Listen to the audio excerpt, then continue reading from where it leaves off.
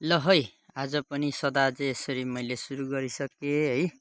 बोरा तयार पारेँ अनि यो हाप्सियो पारेँ अनि यो डोरी चाहिँ यो चेताएर बोरा सिलाउनु पर्ने। आज सदा चाहिँ आज पनि यसरी बोतल भर्नेतर्फ लागिसकेँ है साथीहरू। मेरो फेमबत्ते लिम्बू युट्युब च्यानलमा जति पनि नयाँ अनि पुराना हुनुहुन्छ सबैजनाले माया अनि सपोर्ट गरिदिनु होला। मेरो यो चाहिँ ओभरटाइमको काम हो। बेलुकी पख यसरी चाहिँ कलेक्सन गर्ने अनि हप्ता दिन जस्तो राख्ने अनि बोरामा धमाधम लोड गरेर चाहिँ यसलाई गोदाम पुर्याउने काम चाहिँ गर्छु है। सबैजनाले मन पर्छ भने लाइक कमेन्ट सेयर सब्सक्राइब गरिदिनु होला। धन्यवाद। यसरी चाहिँ म मात्रै एक्लै नभएर मेरो घरको बुढीले पनि मलाई यसरी सहयोग गर्ने गर्छ हरेक कुरामा हरेक पक्षमा हैन। त्यसैले हामी बुढाबुढी सँगै मिलेर यसरी सँगै काम गर्ने है। त्यसैले काम पनि छिटो अनि अरू काम पनि भ्याउन सकिन्छ है। त्यसैले हामीले धमाधम अब बोतल गन्दै बोरामा हाल्दै हैन।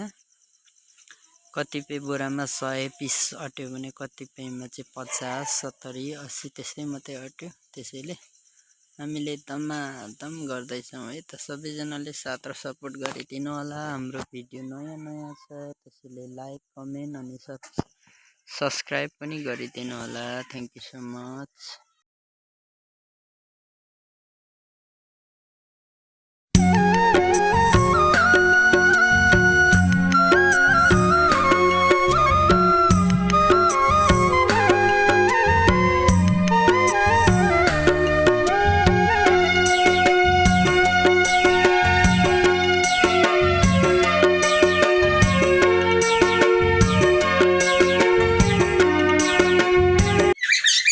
हामीले यहाँ दुईजनाले बोतल भर्दा भर्दै झमक्क रात पनि परिहाल्यो है।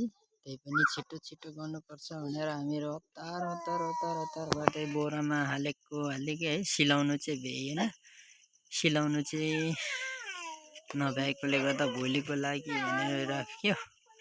तर भोलि के हो कसो भनेर हामीहरू एकछिन अलमल गऱ्यौँ। त्यसपछि फेरि लगातार यसरी बोतलहरू भर्ने काम गर्यो। आज बोतल लगभग उठाइयो 1500 पिस जति थिएछ। यसरी सँगै मिलेर उठाइयो है त।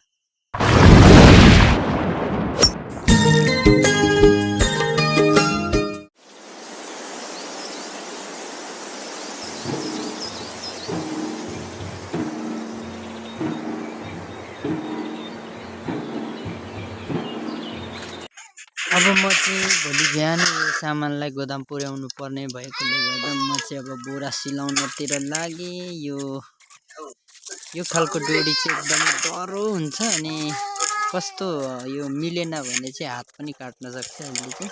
त्यही भएर यो गाँठो मैले नै बाँधेको भन्दा पनि बजारमा बाँधेर फालेको रहेछ। यसलाई खोल्न यस्तो धेरै टाइम लाग्यो हैन। त्यही पनि खोले अनि यसलाई चाहिँ अब कसो गर्ने त भन्दाखेरि चाहिँ चेताएर हैन बीचमा चेताउने। त्यसपछि चाहिँ सियोमा हालेर अब बोरा सिलाउनलाई तयारी है त। सबैजनाले बाँकी भिडियो हेर्दै जानु होला है। Thank you so much.